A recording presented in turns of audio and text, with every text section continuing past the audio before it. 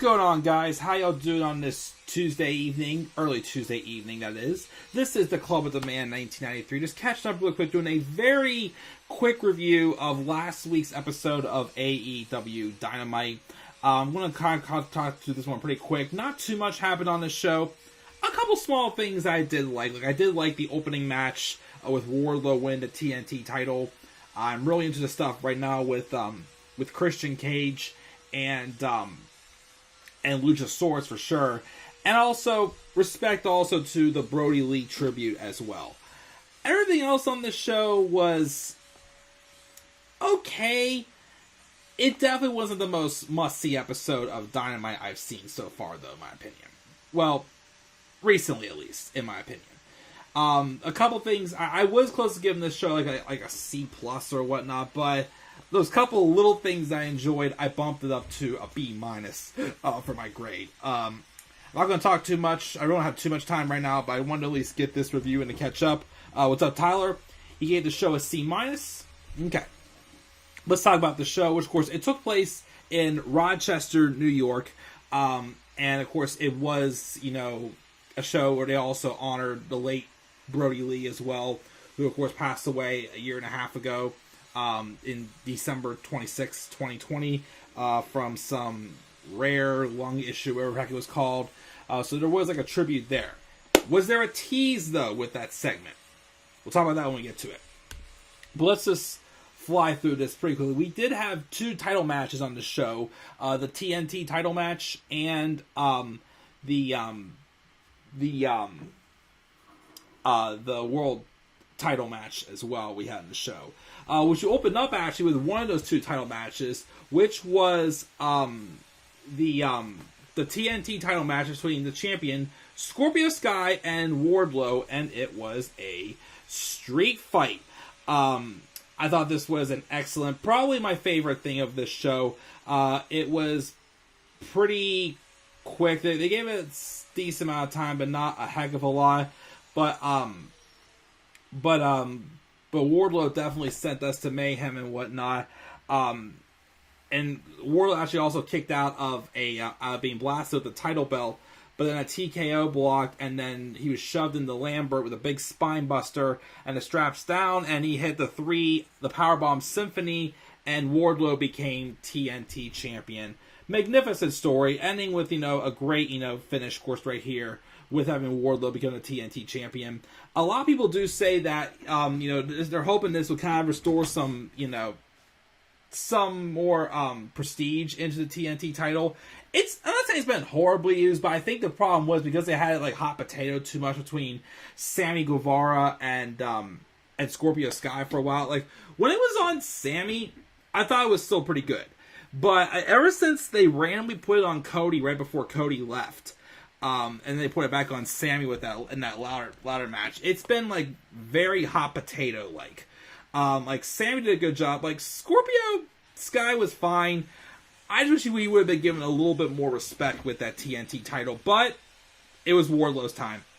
Wardlow has definitely been one of the best built stars this year for sure for AEW, and the story wrote itself for him being champion.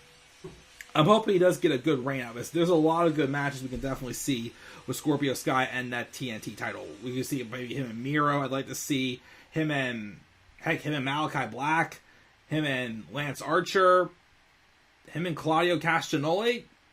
I definitely throw them at me. There's definitely a lot of great options.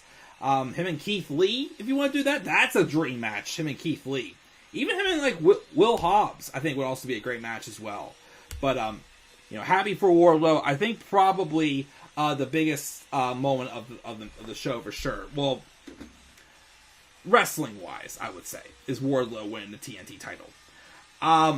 We have Jon Moxley cut a promo, hype up his match with Brody King later on the show, who won the that Rampage Battle Royale on Friday to win the number one contendership to fight for the AEW World title on Rampage last week.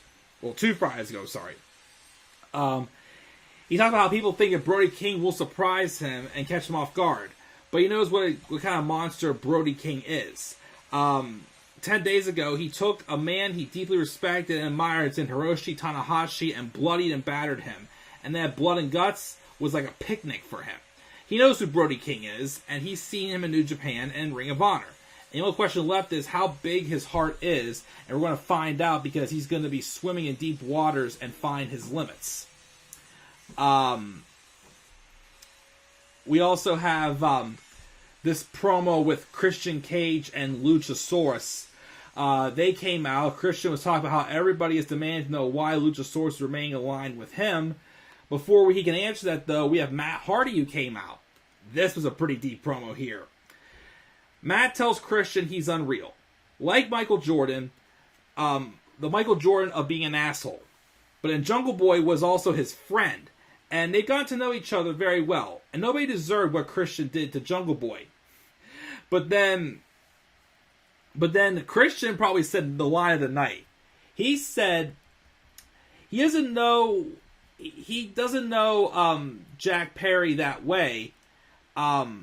But the way that Matt's talking, he's starting to make Jeff sound like the sober one. And I'm like, ooh, jeez.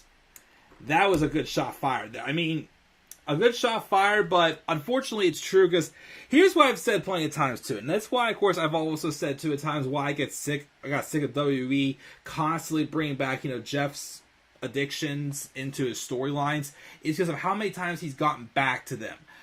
And I hate to say it, but like with Christian saying, like, as a heel right there, saying, like, oh, you're making your brother look the sober one here. It's like a sharp way to fire a shot, but he's right. He's right as far as, like, to fire shots like that at him about that. But anyways, Matt tells Christian he was using Jungle Boy to stay relevant. And he gets it, because he was doing the same with Private Party and Butcher and the Blade when he was running the Hardy family office. But he regrets it. He's here to make sure nobody else gets taken advantage of.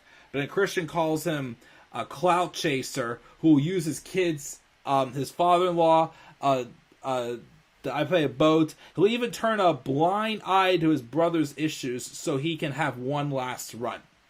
He's going to sit here and say he cares about Jungle Boy when he knows Christian Cage is the hottest, most influenced star in AEW. And Matt is more embarrassing to the Hardy family than his screwed up loser brother. Again, firing shot to Jeff. Which, of course, Hardy starts to attack, but Luchasaurus cuts him off with the headbutt.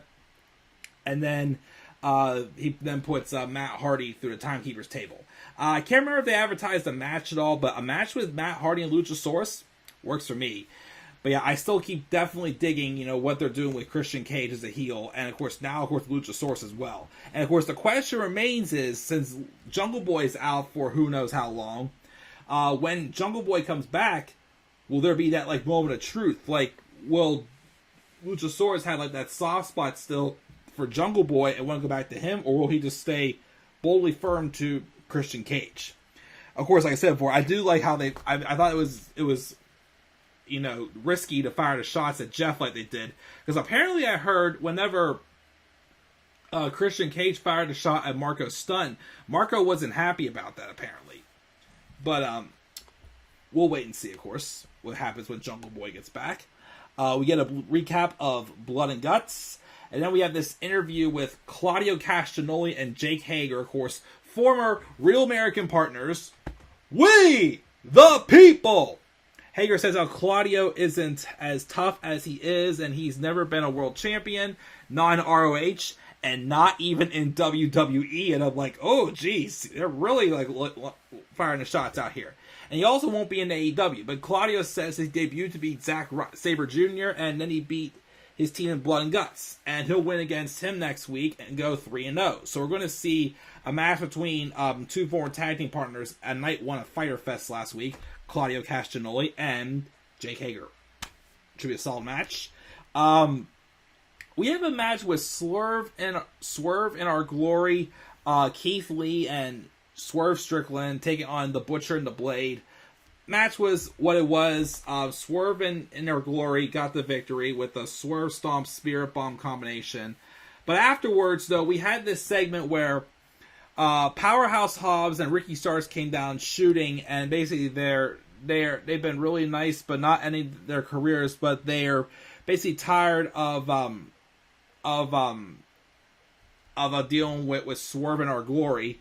entered the Young Bucks, who said they don't have to apologize for anything because they built this company. He admits that the teams are very good, but they also said that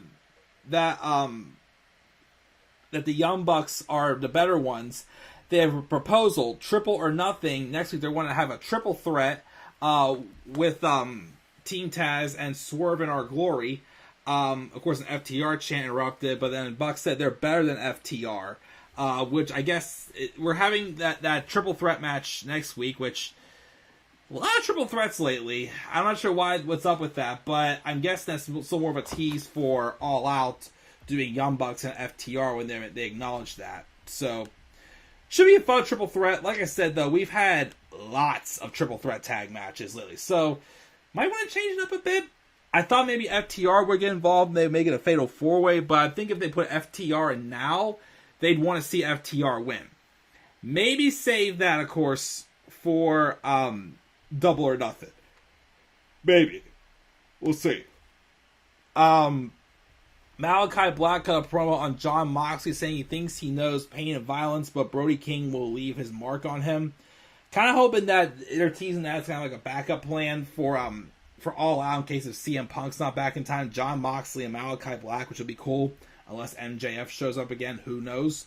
We also have Eddie Kingston, who came out to the ring, congratulated Wardlow on his title win, and congratulates everyone on his team at Blood and Guts, even Claudio, who he doesn't have a good history with.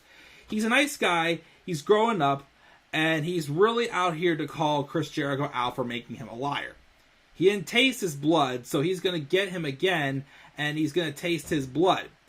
But then Chris Jericho was at the Tron, and they basically had Ty Conchi slam a car door on Ruby Soho's hand, even though Ruby Soho kind of just looked like she just placed it there for them to do so. So that was a little off there, but I guess it's leading to like a Shark Cage match or Shark Tank match on one of the nights of Fyter Fest. That would be good. That segment though, I mean, I'm up for a feud with Ruby Soho and Ty Conchi, but that segment where she slammed her arm into the door was just weird because again, it looked like she literally just placed it there. It didn't look that looked a little fake, but you know.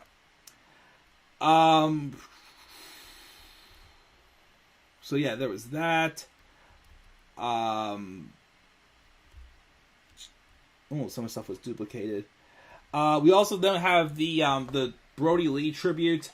As the Dark Order came out, John Silver hyped up Rochester as Dark Order country. Evil Uno says that's why it's very important to say this here today because every single one of us should hear it. He says that the six of them, including Brody Lee Jr., are here to stay. Probably mentioning because there has been a few like Alan Angels, Stu Grayson, I feel like one or two others, I think it was, from the Dark Order, who did get released. Colt Cabana, though, apparently did get re-signed, but I guess he's not staying with Dark Order. But, of course, at six, saying the six of us, not counting Brody Lee Jr., is making people wonder if this means Bray Wyatt is, in fact, coming to AEW. Because recently, he did claim the rights to the name Wyatt 6. So I don't know if they're going to call themselves Dark Order or if they're going to be literally called the Wyatt Six or whatnot or something. If of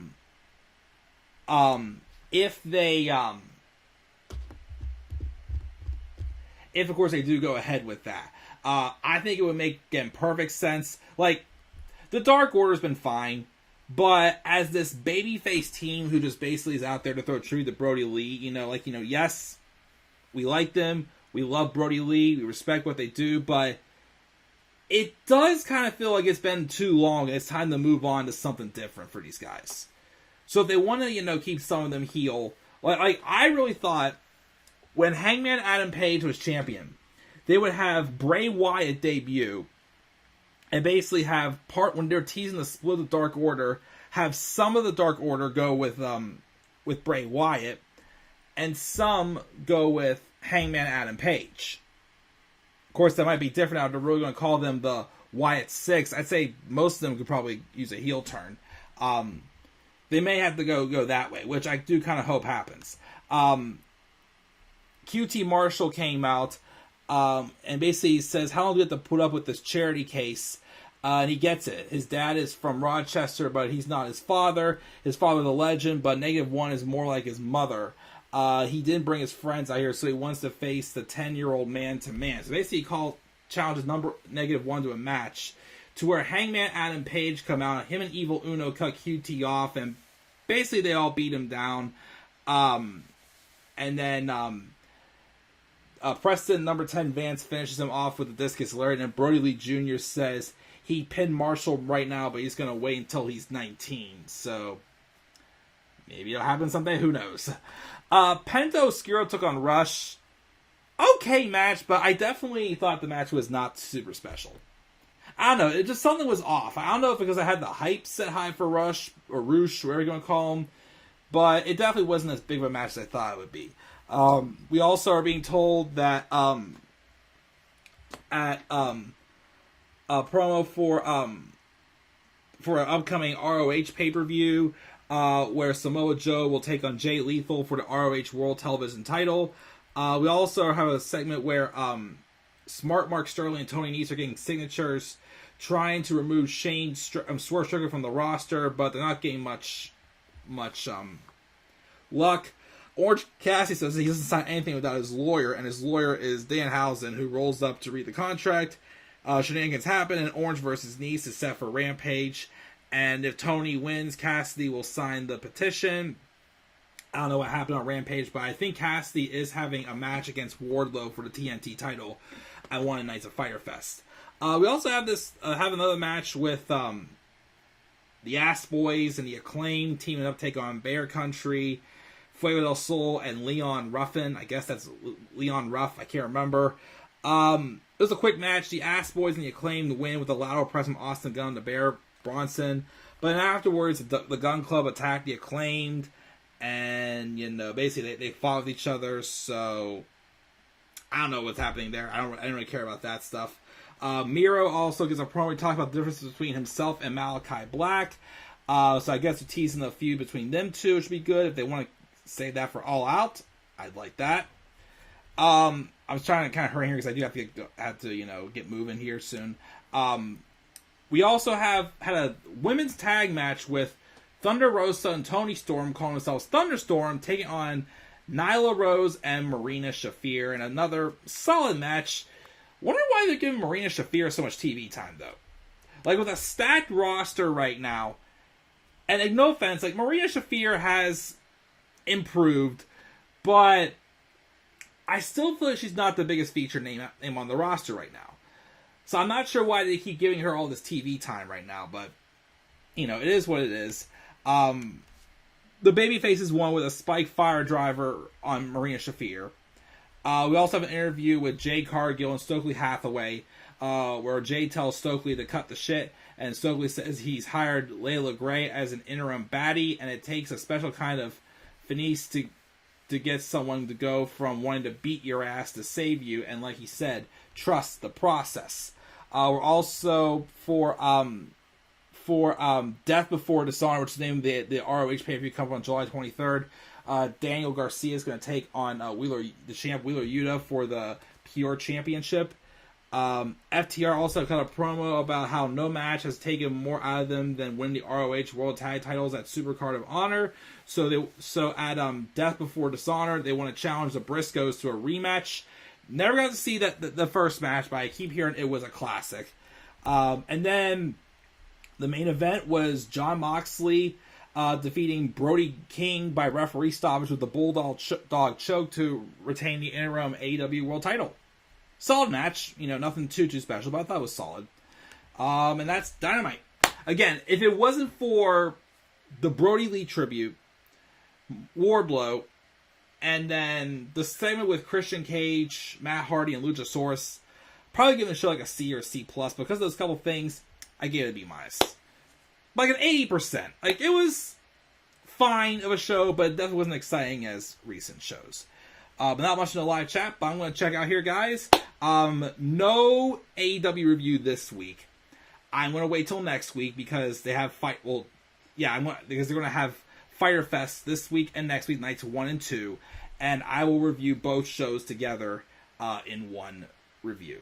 We have some pretty good matches stacked up. I can't remember what's on both nights, but I know we're getting Claudio Castagnoli and Jake Hager. We are getting Eddie Kingston and Chris Jericho. I think like a Shark Cage match, one of the two of them. We have that match coming up. We have that triple threat tag match, which again should be good. I'm just confused as to why they keep doing these triple threat matches, and maybe a few others. We'll have to wait and see. So guys, that's my review on Dynamite from last week. What are your thoughts on Dynamite? Make sure to leave your thoughts down in the comments section below. And be sure as always to slap a like on the video, subscribe for more content on my channel, and follow me on Twitter as well at DemandAirboy93. Until then guys, I'm checking out. I'll catch you all later. Have a great rest of your night, and peace out everybody. Yeah, no, I will surprise.